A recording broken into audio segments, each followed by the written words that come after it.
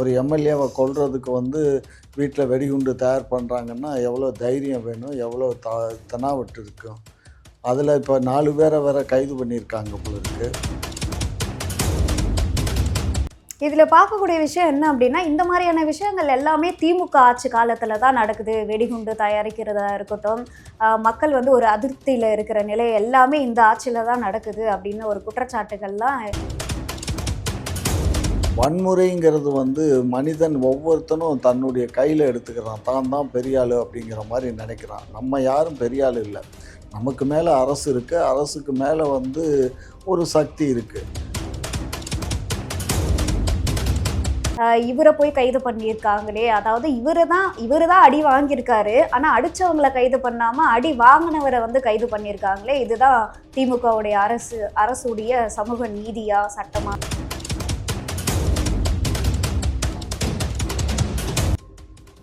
Attempt murder case போட்டு இப்போ அதை தாக்கல் பண்ணி இப்போ அவரை போய் மறுபடியும் இப்போ அரெஸ்ட் பண்ணி புழல் ஜெயிலில் கொண்டு அடைச்சிட்டாங்க. இப்போ அதை மீறி இல்லை இவங்க திமுக இவனுங்க அதை தான் திமுக தான் ஒரு ஆள் செட் பண்ணி அந்த மாதிரி வந்து ஒரு விஷயத்த பண்ண வச்சு ஒரு அவப்பெயரை ஏற்படுத்துறதுக்காக. ஆமாடா, எங்களுக்கு வேலையே இல்லை செல்லம். எடப்பாடி வந்து ரொம்ப தலக்கணம் பிடிச்சி ஆடுறாரு. எப்படி அவர் தலகணம் பிடிச்சி ஆடுறாருன்னு நீங்கள் சொல்லுங்கள். அதான் அது தெரியுது இல்லைடா, தான் தாங்கிற மாதிரி ஒரு பிம்பத்தை கட்டுப்படுத்துறாரு. அதை உண்டு பண்ணுறாரு.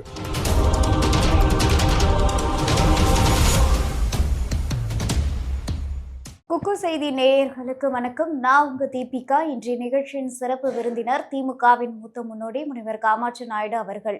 வணக்கம் ஐயா. வணக்கம். அதாவது ம.க. ஸ்டாலின் அவர்கள் மேலே வந்து பெட்ரோல் குண்டு தாக்குனதா நீங்கள் பார்த்துருப்பீங்க நியூஸு.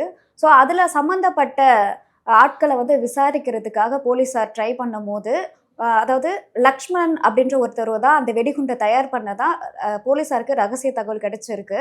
ஸோ அது சம்மந்தமாக விசாரிக்க போகும்போது அவரோட மனைவியை கைது பண்ணியிருக்காங்க. இது தெரிஞ்ச அவர் வந்து தூக்கிட்டு தற்கொலை பண்ணியிருக்காரு.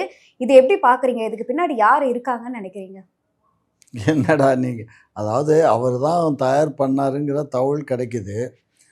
அதை வந்து காவல்துறை வந்து அவரை தேடி வீட்டுக்கு போகிறாங்க. அவர் இல்லை. அவர் மனைவியை கைது பண்ணி கூட்டிகிட்டு போகல, விசாரணைக்காக காவல் நிலையத்துக்கு கூட்டிகிட்டு போகிறாங்க. ஸோ குற்றம் செய்த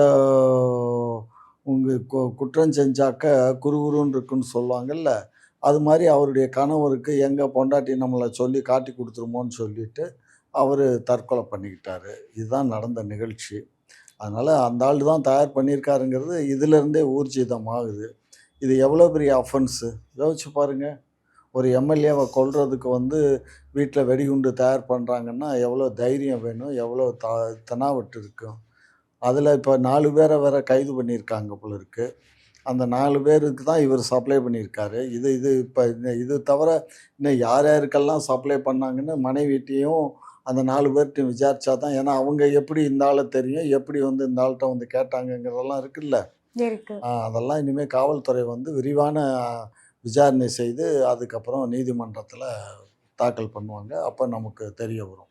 இதில் பார்க்கக்கூடிய விஷயம் என்ன அப்படின்னா, இந்த மாதிரியான விஷயங்கள் எல்லாமே திமுக ஆட்சி காலத்தில் தான் நடக்குது. வெடிகுண்டு தயாரிக்கிறதா இருக்கட்டும், மக்கள் வந்து ஒரு அதிருப்தியில் இருக்கிற நிலை எல்லாமே இந்த ஆட்சியில் தான் நடக்குது அப்படின்னு ஒரு குற்றச்சாட்டுகள்லாம் இதை பார்க்குறவங்க சொல்கிறாங்களே. எல்லா ஆட்சியிலையும் தாண்டா நடக்குது. எங்கள் ஆட்சியில் மட்டும் இல்லை. நீங்கள் கூகுளில் போய் சர்ச் பண்ணி பாருங்கள். கடந்த 10 ஆண்டு காலம் ஜெயலலிதா ஆட்சி இருந்துச்சு. அதில் என்னென்னலாம் நடந்துச்சுன்னு பாருங்கள். இப்போ என்ன நடக்குதுன்னு பாருங்கள். அதாவது என்ன விஷயம்னா, இந்த 5 ஆண்டு காலத்தில் வந்து மிக்ஸ் மீடியா, அதாவது நிறைய செய்தி சேனல்களும் இந்த யூடியூப்பும் நிறைய பெருத்து போச்சு. இதுக்கு முன்னாடியெல்லாம் இவ்வளோ யூடியூப்பே கிடையாது. அதாவது எங்கேயோ 1, 2 யூடியூப் தான் இருக்குமே தவிர, இவ்வளோ கிட்டத்தட்ட இப்போ சென்னையில் மட்டும் 800, 850 யூடியூப்பர்ஸ் இருக்காங்க.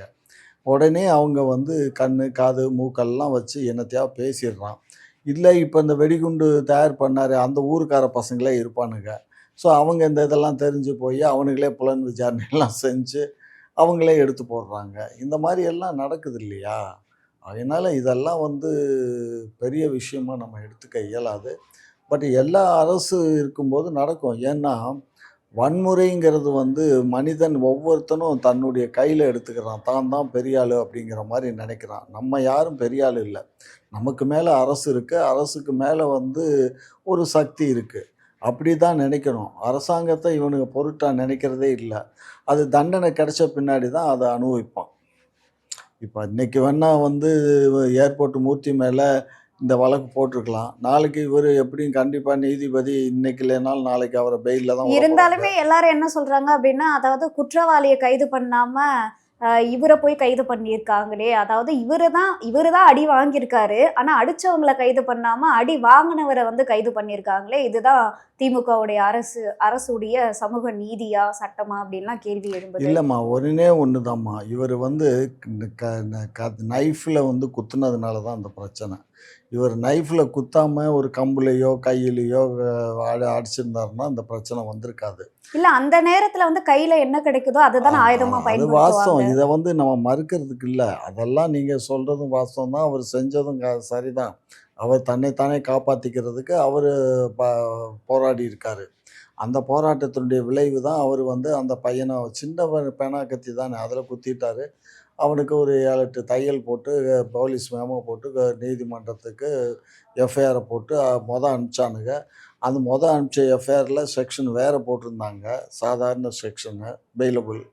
அதுக்கப்புறம் என்ன பண்ணிட்டான், பெயிலபிள் செக்ஷன மாத்தி 307 அட்டெம்ப்ட் மர்டர் கேஸ் போட்டு, இப்ப அத தாக்கல் பண்ணி, இப்ப அவர போய் மறுபடியும் அரெஸ்ட் பண்ணி புழல் ஜெயில்ல கொண்டு அடைச்சுட்டானுங்க. இன்னைக்கு போட்டிருக்காங்க. இனிமே தெரியும். நான் பேசணும். என்னாச்சு? ஏதாச்சுன்னு. பெயில் அப்ளை பண்ணியிருக்காங்க. ஸோ எப்படியும் பெயில்ல விடுறதுக்கு அரசு வழக்கறிஞர் வந்து ரொம்ப வாதாடுவார். விடக்கூடாதுன்னு தான் சொல்வாரு. ஆனா நீதிபதி எப்படி முடிவு பண்றாங்கங்கிறது தெரியல. அதனால பார்ப்போம். கொஞ்ச நேரத்தில தெரிஞ்சிடும்.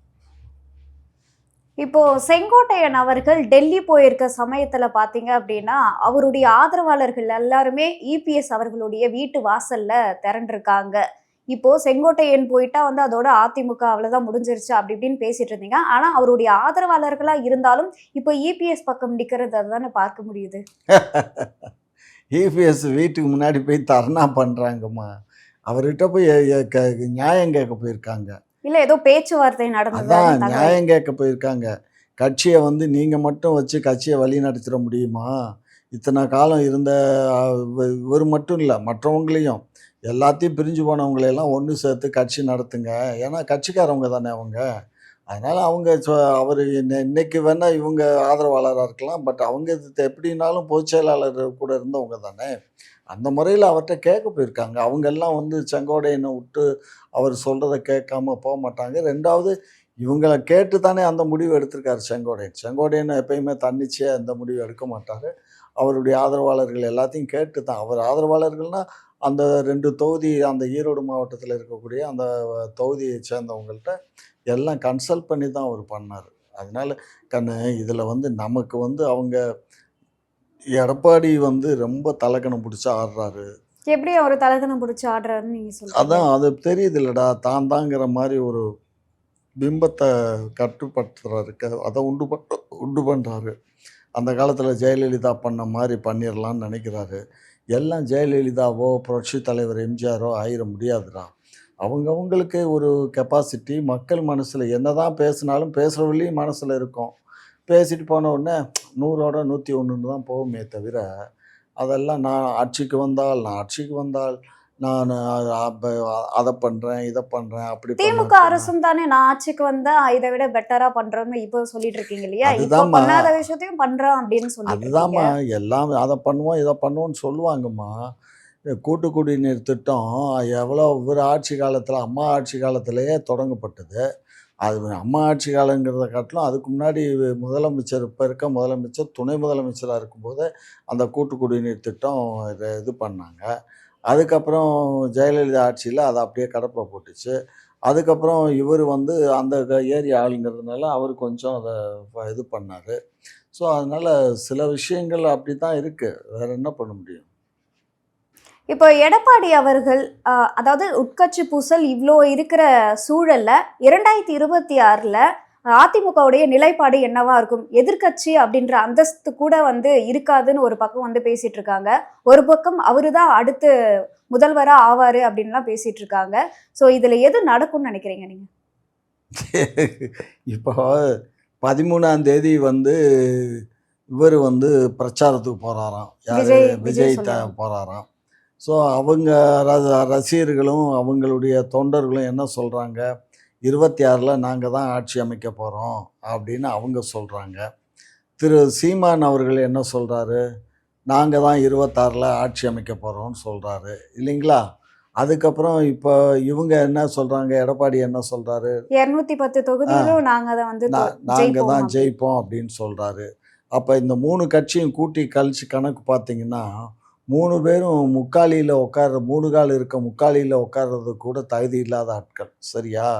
இவங்க எல்லாம் வந்து இப்ப திமுக வந்து 234 தொகுதியிலும் ஜெயிப்போம் அப்படின்னு வந்து சொல்றீங்க. ஆனா அவங்க 210 தானே சொல்லியிருக்காங்க. ஏம்மா நான் என்ன சொல்கிறேன், நாங்கள் 234லையும் ஜெயிப்போம் அப்படின்னு சொன்னோம். ஆனால் நாங்கள் 234ல் ஜெயிக்கிறோமா ஜெயிக்கலையாங்கிறது மக்கள் வாக்களிக்கிறத வச்சு தான் இருக்குது. மக்கள் தானே வாக்களிக்கணும். நாங்கள் மக்கள் வாக்களித்து எங்களுக்கு ஆட்சி அமைக்கிற அளவுக்கு வந்தாலும் சரிதான், அது கம்மியாக வந்தாலும் சரிதான், எதிர்க்கட்சி வரிசையில் உட்காத்தி வச்சாலும் சரிதான். நாங்கள் அதை பற்றி எல்லாம் கவலைப்படல. மக்களின் சேவையே மகேசன் சேவைன்னு அண்ணா சொன்னார். கலைஞர் அதை வழி நடந்தார். இப்போ எங்கள் தளபதியும் அந்த வழி நடக்கிறாரு. ஆகையினால மக்கள் எங்கள் பக்கம், மக்களுக்காக நாங்கள். சரியா? அதனால் பார்ப்போம். இதில் வந்து தலக்கணம் பிடிச்சி ஆடுறதுக்கு ஒன்றும் இல்லை. நாங்கள் வந்து எங்களுக்கு தலக்கணம்லாம் இல்லை. நாங்கள் முயற்சி பண்ணுறோம். நாங்கள் ஆண்டுக்கிட்டு இருக்கோம். மக்களுக்கு எங்களால் என்னென்ன, அதாவது ஒரு ஒரு கட்டமைப்புடா. பொருளாதார சூழ்நிலை வந்து இப்போ இன்றைக்கு வந்து மிக கடுமையான பொருளாதார சூழ்நிலையில் உட்காந்துருக்கோம். என்ன காரணம்னா, அதுக்கு காரணம் வந்து நிர்வாக திறமை இல்லை அந்த ஸ்டாலின் கத்திரிக்காய் அவர்களுக்கு. இல்லை, அந்த கத்திரிக்காயும் இல்லை, கருவாடும் இல்லை. இப்போ ட்ரம்ப் வந்து பொருளாதார தடை போட்டுட்டான். அந்த 50% அங்கே ஏற்றுனதுனால இங்கே வந்து நமக்கு பொருளாதாரம் பாதிச்சிருச்சு. நம்ம இங்கேருந்து அனுப்பிச்ச எல்லா யான் இந்த தொழில் பூரா, அதாவது மெயினாக வந்து ஜவுளி தான் நம்ம அமெரிக்காவுக்கு ஏற்றுமதி பண்ணோம். அதே மாதிரி மிஷினரிஸும் நம்ம அங்கே நிறைய சப்ளை பண்ணுறோம். இது 2மே போன ஷிப்பெல்லாம் திருப்பி கூட்டிகிட்டு வந்துட்டோம். இப்போ இந்த பொருள்கள்லாம் விற்பனை ஆகணும். உள்நாட்டு சந்தையில் அவ்வளோ பொருள்களை விற்பனை செய்வதற்கு தயாராக இல்லை. 2வது அவங்களுக்குன்னு குவாலிட்டி இருக்குது. அதாவது அமெரிக்காவுக்குன்னு சொன்னால் எக்ஸ்போர்ட் குவாலிட்டின்னு ஒன்று தயார் பண்ணுவாங்க. அது வந்து கொஞ்சம் அதிகமாக இருக்கும் ப்ரைஸு. இப்போ அந்த ப்ரைஸுக்கு வந்து நம்மளால் இங்கே வாங்க முடியாது. இப்போ ஒரு சாதாரண ஒரு பனியன் பார்த்தீங்கன்னா ஒரு ரூ. 250 ரூ. 300 வந்து இப்போ இங்கே கிடைக்கும். ஆனால் இப்போ எக்ஸ்போர்ட் குவாலிட்டி பனியன் எடுத்திங்கன்னா ரூ. 500 இருக்கும். ஆனால் நம்ம இங்கே ஒரு ரூ. 500 ஒரு சட்டையே வாங்கிடலாமே இல்லைங்களா? அது கண்டிப்பா. மாதிரி தான். ஸோ அந்த மாதிரி அந்த அந்த விலை வந்து அந்த குவாலிட்டிங்கும் போது லாபம் அவங்களுக்கு இவங்களுக்கு கிடைக்காது. ஸோ லாபம் ஒரு மார்ஜினை வச்சு இவங்க ஏதாவது மார்க்கெட்டில் விட்டாங்கன்னா, நம்ம மார்க்கெட்டே பெரிய மார்க்கெட்டா. இன்றைக்கி உலகத்திலேயே வந்து இந்தியா தான் மார்க்கெட், பெரிய மார்க்கெட்டு செல்லிங்கில். ஏன்னா அவ்வளோ ஜனத்தொகை இருக்கும். நம்ம 142 143 கோடி மக்கள் நம்ம இந்த நாட்டில் வாழ்கிறோம். எல்லாத்துக்கும் உடை வேணும். எல்லாரும் வாங்கத்தான் செய்வாங்க. நமக்கு தகுந்த உடைகளை இனிமேல் அவங்க தயார் பண்ணணும். எக்ஸ்போர்ட் குவாலிட்டியை நிப்பாட்டி நமக்கு குறைவான விலையில் கொடுக்கக்கூடிய அளவில் இவங்க தயார் பண்ணாங்கன்னா, இந்த வேலையில்லா திண்டாட்டம் ஓஞ்சிரும். இப்போ ஏற்கனவே 3 லட்சம் பேர் பாதிச்சிட்டாங்க. இப்போ அந்த பொருள்களை பூரா எடுத்து இங்கே மார்க்கெட்டிங் பண்ணணும். இன்னும் வரல, மார்க்கெட்டுக்கு வரல. அது என்ன செய்யலான்னு யோசிச்சுட்டு உட்காந்துருக்காங்க. கொரோனா நேரத்தில் இதே மாதிரி தான் பிரச்சனை வந்துச்சு. கொரோனாவில் நிறைய பேர் ரோட்டுக்கெல்லாம் வந்துட்டாங்க. பெரிய பெரிய கோடீஸ்வரன்லாம் திருப்பூரில் எனக்கு தெரிஞ்சு என் கூட எங்கள் அமைப்பில் நாயுடு பேரவையில் இருந்த 3 பேர் வந்து கிட்டத்தட்ட 150 கோடி 200 கோடி அமெரிக்காவுக்கு அனுப்பிச்சதை அவங்க டெலிவரியே எடுக்காமல் எல்லாம் அப்படியே இப்போ புது திருப்பூர்ல முழுக்க முழுக்க வந்து வட மாநிலத்தை சேர்ந்தவங்க தான் வேலை பண்ணிட்டு இருந்தாங்க. இதனால தமிழக மக்களுக்கு பெருசா பாதிப்பு கிடையாது அப்படின்ற விஷயமும் சொல்றாங்க. வாசம் தான். முழுக்க முழுக்கன்னு சொல்ல முடியாது. அவங்க வந்து ஒரு 70% இருந்தாங்க. நம்ம ஆளுங்க ஒரு 30%. நம்ம ஆட்களும் 30% அந்த வேலையில் இருந்தாங்க. அதே மாதிரி இப்போ கரூர், நாமக்கல் அந்த ஏரியா, ஈரோடு போன்றதுல வந்து நம்ம ஆட்களும் நிறைய வேலை பார்த்தாங்க. இப்போ நீங்கள் தென் மாவட்டத்தை சேர்ந்தவங்க தான். வட மாவட்டங்கள்லேருந்து யாரும் அங்கே அதிகமாக போயிருக்க மாட்டாங்க. தென் மாவட்டத்தை சேர்ந்தவங்க நிறைய பேர் அங்கே போய் வேலை பார்த்தாங்க. ஸோ அவங்களுக்கும் பாதிப்புன்னு சொன்னால், இது நான் தான் சொன்னேனே, இது மார்க்கெட் பண்ணணும். மிஷினரிஸை வந்து நம்ம நாட்டில் மார்க்கெட்டிங் பண்ண இயலாது. ஏன்னா அவனுக்கு தேவையான மிஷினரி இவங்க தயார் பண்ணியிருப்பாங்க. அது நமக்கு உபயோகப்படாது. அது என்ன மாற்றி கீத்தி ஏதாவது பண்ணுவாங்க. அதாவது ஒரு வாழ்வாதாரத்துக்கு என்ன தேவையோ அதை ஓடி ஆடி ஏதாவது வழி பண்ணித்தான் ஆகணும். அது பண்ணுவாங்க. ஆனா இந்த பாதிப்புக்கு இப்ப என்ன செய்யணும்னா, மாநில, ஒன்றிய, மாநில அரசுகள் ஏதாவது அவங்களுக்கு சப்போர்ட் பண்ணணும். கொஞ்சம் கடன்கள குடுத்து, அவங்களுக்கு வந்து இந்த மறுபடியும் இங்கே உள்ள சூழ்நிலைக்கு தகுந்த மாரி மிஷினரீஸ தயார் பண்ணி, சேல் பண்ற மாரி ஏதாவது பண்ணாங்கன்னா, அந்த வேலைக்காரவங்களுக்கும் வேலை கிடைக்கும். இவங்களும் ரோட்டுக்கு போமாட்டாங்க. அதனால காப்பாற்றப்படுவாங்க. கண்டிப்பா வந்து தமிழ்நாடு அரசு ப்ராமிஸ் பண்ணியிருக்கு. கண்டிப்பா நாங்க வந்து தொழிலாளிகளுக்கு எந்த பாதிப்பு இல்லாம நாங்க பாதுகாப்போம் அப்படின்னு சொல்லியிருக்காங்க. ஒன்றிய அரசு இது அவங்க மாற்றாந்தாய் மனப்பான்மையோட செயல்படுறாங்க. என்ன காரணம்னா, இது தமிழ்நாடு தானே. அவங்க இந்த மாரி இதுகள்லாம் வச்சு தானே அவங்க கொக்கரிக்கிறாங்க. இதில நம்ம போட்டு பார்த்தா என்ன அப்படிங்கிற மாரி அந்த இப்போ மாரி. வேணுன்ட்டே பாஜக வந்து ஆமா, இந்த ஆமா. விஷயத்த கண்டுக்காம இருக்காங்கன்னு கண்டுக்காம நினைக்கிறீங்க. இருக்காங்க. இதுவரை யாராவது ஏதாவது அறிக்கை விட்டாங்களா? கண்டுக்கல. ஏன்னு கேட்டிங்கன்னா, அவங்க வந்து இந்த 26 தேர்தல்ல நம்ம அவங்கள ஒரு கை பார்க்கணும்னா, இந்த தொழிலாளிகள்லாம் நம்ம பக்கம் வரட்டும், அப்படிங்கிற அந்த எண்ணத்தில இருக்காங்க. பட் இதெல்லாம் வந்து தற்காலிகமானது தான். இப்ப ட்ரம்ப் வந்து இது யாரு ட்ரம்ப்புக்கும் நமக்கும் போட்டின்னா, தமிழ்நாடு சீஃப் மினிஸ்டருக்கும் ட்ரம்ப்புக்குமா? இல்ல. மோடிக்கும் அவருக்கும் தானே. மோடிக்கும் அவருக்கும். மோடிகிட்ட கூட என்ன சொன்னாரு? நீங்க வந்து ரஷ்யால வந்து எண்ணெய் வாங்குறீங்க. அதனால அதிகமா பணம் போகுது. அந்த பணத்த வச்சு தான் அவங்க வந்து உக்ரைன் மீது வந்து சண்ட போடுறாங்க. ஆகையினால நீங்க அங்க கொள்முதல் பண்றத நிப்பாட்டி, மற்ற இடத்துல கொள்முதல் பண்ணுங்கன்னு அந்த ஆளு சொன்னான். இவங்க பிரெஸ்டீஜா பார்த்தாரு. காரணம் என்னன்னு கேட்டீங்கன்னா, இவருக்கு வந்து குஜராத்தி பீப்பிள் வந்து இவருடைய ஃப்ரெண்ட்ஸ் எல்லாமே.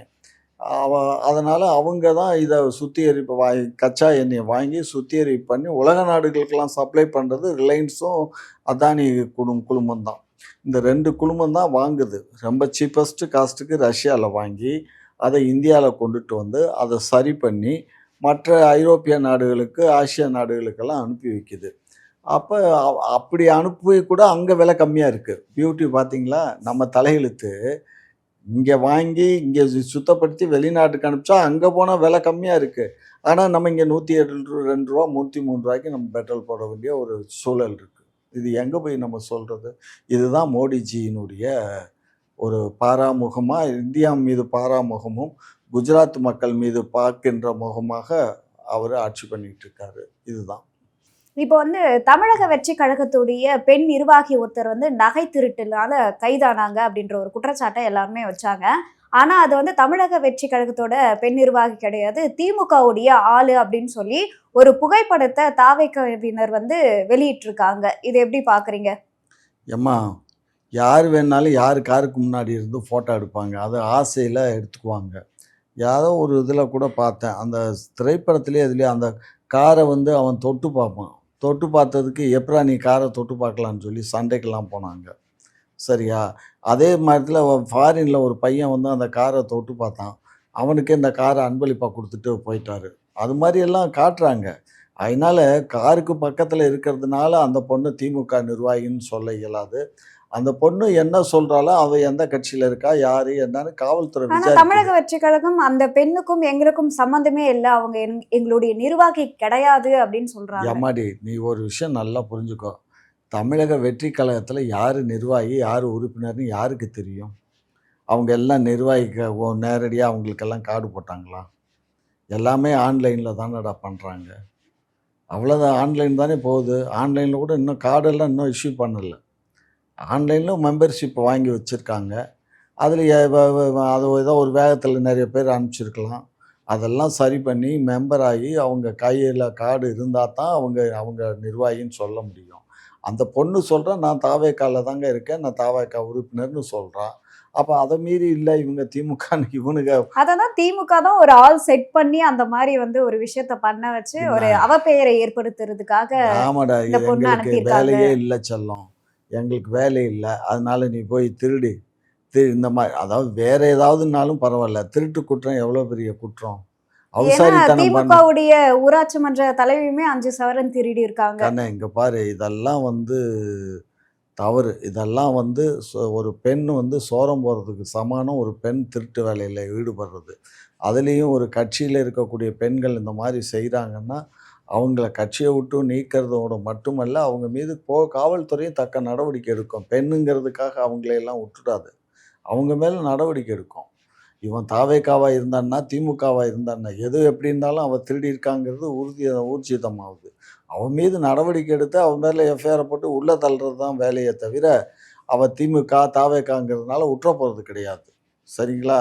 இதுதான் அரசியல். அதனால அவ எந்த கட்சியை சேர்ந்தவனாலும் இருக்கட்டும். ஆளுங்கட்சிங்கிறதுக்காக அவள வந்து நம்ம உற்ற முடியுமா? அது காவல்துறை அப்படியெல்லாம் விடாது. சட்டப்படி நடவடிக்கை எடுப்பாங்க. இப்போ அதாவது விஜய் அவர்கள் பிரச்சாரம் போறதா சொல்லியிருக்காரு இல்லையா? இந்த பிரச்சாரம் நடந்து முடிஞ்சதுக்கு அப்புறம் திமுகவுல ஒரு மிகப்பெரிய ஒரு தாக்கம் ஏற்படுத்தும். அதாவது ஒரு பின்னடைவை ஏற்படுத்தும் அப்படின்ற மாரிலாம் வந்து சொல்றாங்க. எங்களுக்கு நான் நல்லா தானே உட்காந்துருக்கேன். இந்த 13ஆம் தேதிக்கு அப்புறம் நானு பின்னடைவு வந்து நான் உட்கார முடியாத ஏதாவது கழட்டு இல்ல கட்டி அவர கிட்டி பார்க்க வந்துருமா? வரக்கூடிய கூட்டங்கள் தொண்டர்கள பார்த்து பயங்கரமா வயித்தெரிச்சல் படுவாங்க திமுக. இப்பவே ஒரு அச்சத்துல இருக்காங்க அப்படின்ற மாரிலாம் பேசிட்டு இருக்காங்க. தங்கம், பீகார்ல ராகுல் காந்தி ஊர்வலம் போனாரு. எத்தனை லட்சம் மக்கள் போனாங்க? பார்த்தீங்களா? அவன் கணக்கு போட்டது 15 லட்சமோ, 20 லட்சமோ டிவி மீடியாலலாம் காட்டினான். அதனால இப்ப அவரு வந்து தைரியமா அடுத்து நான் தான் பீகாரினுடைய முதலமைச்சர்ன்னு அவரு லல்லு பிரசாத் யாதவுடைய சன்னு சொல்ல இயலுமா? முயற்சி பண்ணுவாங்க. அவ்வளோதான். அதனால கூட்டத்த பார்த்த உடனே மயங்கிரலாம் முடியாதுடா. கூட்டம்லாம் பார்த்தீங்கன்னா, ஒரு காலத்தில எனக்கு வராத கூட்டமா? பயங்கர கூட்டம் வரும். நான் போய் தேர்தல் பரப்புரை பண்ணும்போது வடசென்னையும், பெரியகுளம் எம்பி கான்ஸ்டிட்யூன்சில எங்கன போய் பார்த்தாலும் கூட்டம் கூட்டமா வரும். அதுக்கு எனக்காக வந்த கூட்டம்னு நெனைக்கல. சினிமா நடிகை லட்சுமி வந்தாங்க, மஞ்சு வந்தாங்க. இவங்களெல்லாம் பார்க்கறதுக்கு வந்த கூட்டம்னு கூட வச்சுக்கலாம். 2வது என்ன பார்க்கறதுக்கும் ஒரு கூட்டம் வரும். எங்க இன மக்கள்லாம் பார்ப்பாங்க. அதனால அந்த கூட்டம் வந்த கூட்டம்லாம் ஓட்டு போட்டிருந்தா நானே நாடாளுமன்றத்தில நாங்க ஜெயிச்சிருப்போம். அவ்வளோ கூட்டம். எந்த இடத்துல போய் நம்ம நிப்பாட்டினாலும் ஜீப்பை நிப்பாட்டி, அப்போ எப்படி பண்ணோம்னா, ஜீப்ல இருக்கும். நான் கார்ல போவேன். ஜீப்ல முன்னாடி மைக் கட்டியிருக்கும். எங்கன போய் நிற்கிறோமோ, அவங்க என்கிட்ட வந்து மைக்க குடுத்துருவாங்க. நான் பேசுவேன், லட்சுமி பேசுவாங்க. இது மாரி பிரச்சாரம் பண்ணிகிட்டே இருந்தோம். அவ்வளோ கூட்டம். நாங்கள்லாம் வந்து அட்லீஸ்ட் நம்ம டெபாசிட் வாங்கிடலாங்கிற எண்ணத்துல இருந்தோம். ஆனா டெபாசிட் கூட வாங்க இயலல. மன்சூர் அலிகான் தான் டெபாசிட் வாங்கினாரு. அவரு 96,000 ஓட்டு வாங்கினாரு. என் ஓட்டும், அவர் ஓட்டும் சேர்ந்திருந்தா அன்னைக்கு அவர் எம்பி ஆயிருப்பாரு. மன்சூர் அலிகான் வந்து இவரு விடுதலை சிறுத்தைகள் கட்சியின் சார்பா நின்றாரு. அது அன்றைக்கு தமிழ் மாநில காங்கிரஸ் கூட்டணியில அவங்க நின்றாங்க. அது எனக்கு தான் அந்த சீட்டை நான் கேட்டிருந்தேன். எனக்கு அவங்க குடுத்திருந்தா நான் ஈஸியா ஜெயிச்சிருந்திருப்பேன். பட் அதனால தேர்தல்ங்கிறது வந்து அது ஒரு தனி ஸ்டாட்டிஸ்டிக்ஸ்டா கண்ணு. யார் ஜெயிப்பாங்க, யார் தோப்பாங்கன்னெல்லாம் நம்ம சொல்ல முடியாது. அது தேர்தல் முடிஞ்சதுக்கு அப்புறம் தான் மக்கள் எப்படி கணக்கு பண்ணுறாங்கங்கிறது தெரியும். மேக்ஸிமம் ஒரு சில நேரங்கள்ல பார்த்தீங்கன்னா, நம்ம ஜெயிச்சிடலாம் அப்படின்னு ஒரு கட்சி நினச்சிட்ருக்கோம். திடீர்னு இன்னொரு கட்சி ஜெயிச்சு ஆட்சிக்கு வந்துரும். இதெல்லாம் நம்ம பார்க்குறோம்ல. இப்போ மோடி வந்து திருட்டுத்தனம் பண்ணி தான் ஜெயிச்சாருங்கிறது இப்போ ஊரறிஞ்சு போச்சு. 2வது முறை ஜெயிக்கும்போது எப்படி? இப்போ 3வது முறை தான் அந்த மாரி பண்ணியிருப்பாரு. 2வது முறை அவரு 2வது முறை பண்ணும்போது இதே தான் பண்ணியிருக்காரு. அதாவது எப்பயுமே வந்து பாருங்க, பண ஒழிப்புக்கு அப்புறம் மக்கள் அவங்க மேல எவ்வளோ கோவமா இருந்தாங்க. இப்போ நீங்க என்ன சொல்றீங்க அப்படின்னா, இவிஎம் மிஷினால தான் வந்து அவரு ஜெயிச்சாரு அப்படின்னு வந்து அது மட்டும் சொல்றீங்க. இல்ல. அதே ஓட்டு ஓட்டு ஈவி முறை மிஷின் தான் மட்டும் இல்ல. தமிழகத்துல தான் இருக்கு. அப்ப ஈ தமிழகத்திலயும் ஈ முதல்வர் வந்து ஃப்ராட் பண்ணி ஜெயிச்சிருக்காருன்னு சொல்ல முடியுமா? ஈவி மிஷின் மட்டும் இல்லடா காரணம். நிறைய ஓட்டுகள் ஒரே வீட்ல பார்த்தீங்கன்னா 250 ஓட்டு இருக்கே. எப்படிடா இருக்கு? 250 பேரு. அப்பாவுக்கு 68 வயசு, மகனுக்கு 45 வயசு. அப்படியெல்லாம் இருக்குல்ல. 250 பேரு இப்போ பார்த்தோம்ல, லிஸ்ட் பார்த்தோம்ல. இதெல்லாம் எப்படி? உயிரோட இருக்கவங்கலாம் செத்து போயிட்டாங்கங்கிறாங்க. செத்து போனவங்கலாம் உயிரோட வர்றாங்க. இதுதான்டாம்மா தேர்தல் கமிஷன். இந்த மாதிரி தேர்தல் கமிஷன் நினச்சா அவங்களால எப்படி வேணாலும் செய்ய முடியும். ஈவி மிஷின்ங்கிறதெல்லாம் 1% தான். மற்றதெல்லாம் இருக்குல்ல. அதனால இது வந்து நாங்க வந்து ஈவி மிஷின் எங்களுக்கும் அதுக்கும் சம்மந்தம் இல்லடா செல்லம். ஏன்னா இது பூரா ஒன்றிய அரசு. தேர்தல் அதிகாரிகள் எல்லாமே ஒன்றிய அரசுடைய கண்ட்ரோல் தான். நம்ம வந்து வெறும் ஜஸ்ட் லைக்கா ஒரு பார்வையாளர் அவ்வளோதான். நம்ம எதுவும் அதில் பண்ண முடியாது. எல்லாம் ஒன்றிய அரசு. அதனால திரும்ப 3வது முறையா சரித்திரம் படைச்சிருக்காரு அந்த ஆள் வந்து. அதாவது எல்லாமே திருட்டுத்தனம். அந்த செகண்ட் டைம் ஜெயிச்சதே தப்புடா. அன்னைக்கே இந்த நாட்டில் மக்கள் விழிப்புணர்வு அடைஞ்சு இது பண்ணியிருக்கணும். அன்னைக்கு விட்டுட்டாங்க லேசில். ஏன்னா அன்றைக்கு மக்கள் மீது என்ன பண்ணார், கருப்பு பணத்தெல்லாம் நான் மீட்டி கொண்டுட்டு வந்து 15 லட்ச ரூபா ஒவ்வொருத்தர் அக்கௌண்ட்டில் போடுவேன்னு சொன்னார். அதுக்கப்புறம் நான் வருஷத்துக்கு வந்து ஒரு 2 கோடி பேருக்கு நான் வேலை வாய்ப்பை கொடுப்பேன்னு சொன்னார். அதுக்கப்புறம் என்ன பண்ணார், நான் வந்து இந்த பணமொழிப்பை வந்து திடீர்னு அவர் ஆட்சிக்கு 2014 வந்தார். 16 கடைசியில் அதை பண ஒழிப்பை பண்ணார். அதனால் எவ்வளோ பேர் அன்றைக்கி பணம் எடுக்க எத்தனை பேர் செத்தாங்க. கியூவில் ஏடிஎம்மில் போய் நின்றோ பேங்க்கில் போய் நின்று எவ்வளோ பேர் ராக்கண்ண மறக்க முடியுமா அந்த நிகழ்வுகள்லாம்? முடியாது. அப்படிப்பட்ட இடையூறு பண்ண அவரை திரும்ப ஜெயிக்க வச்சாங்கன்னா அப்போ அங்கே ஏதோ சம்திங் ராங்னு அன்னைக்கு சிந்திச்சுக்கணும்ல. இங்க அதே தான் வந்து திமுக அரசும் பண்ணிட்டு இருக்கு. நீட்டை ஒழிக்கிறேன்னு சொன்னாங்க. ஆனா வந்து ஏப்பா ஒழிக்கல. எல்லாத்துக்கும் தெரியும்டா, நீட்டை ஒழிக்கிறோன்னா அது நம்ம கண்ட்ரோலில் இல்லை. அது ஒன்றிய அரசுங்கிறது எல்லாத்துக்கும் தெரியும். நாங்கள் முயற்சி பண்ணுவோம், நீட்டை நாங்கள் ஒழிச்சிட்றோம், முயற்சி பண்ணுறோம் அப்படின்னு தான் சொன்னோம். நம்ம ஆட்சிக்கு வந்த உடனே நம்ம வந்து என்ன பண்ணோம், சட்டமன்றத்தில் தீர்மானம் நிறைவேற்றி நம்ம கவர்னர் மூலிமா அனுப்பிச்சி வச்சோம். அவங்க கன்சிடர் பண்ணவே இல்லை. சரியா? 2வது 24ல் நம்ம எப்படியாவது வந்து இந்தியா கூட்டணி ஆட்சி அமைச்சுன்னா நம்ம தமிழ்நாடுக்கு மட்டும் நம்ம வேவர்ஸ் வாங்கிக்குவோம் அப்படிங்கிற எண்ணத்தில் தான் நம்ம செயல்பட்டோம். ஆனால் சொற்பமான நாடாளுமன்ற உறுப்பினர் இதில் தான் தோற்று போயிட்டோம். இதில் நமக்கு வந்து அவங்களுக்கு வந்து இப்போ நிதிஷும் நம்ம சந்திரபாபு நாயுடு சப்போர்ட் பண்ண மாதிரி அந்த சப்போர்ட் நமக்கு இருந்ததுன்னு வச்சுக்கோங்க, ராகுல் ஆட்சி அமைச்சிருப்பார். அப்போ நமக்கு வந்து நம்ம இந்த நேரம் நீட்டை நம்ம வாங்கியிருக்கலாம். சரியா? அதனால் சந்தர்ப்பங்கள் சூழ்நிலைகள் மக்கள் முன்ன மாதிரி இல்லைடா கண்ணு. யாரை நீட்டுனா என்ன, அதனுடைய பயன் என்ன, அது யாரால் அதை ஒழிக்க முடியும், யாரெல்லாம் அதை செய்ய முடியுங்கிறது மக்களுக்கு தெரியும். ஒன்றிய அரசு தான் அதை பண்ணுதுன்னு தெரியும். இதே இது வந்து அதில் எவ்வளோ களவாணித்தனம் பண்ண போன தடவை பீகாரில் காப்பி அடித்தாங்கல்ல. நம்ம பொண்ணு இங்கே போனாக்கா அந்த கம்மல் மூக்குத்தியை கூட கழட்டிட்டு விட்றானுங்க. அது இன்னும் அசிங்கமாலாம் செஞ்சானுங்க பயிலுவோம். அது அப்போ ஆனால் அங்கெல்லாம் அப்படி நடக்குதா? இல்ல.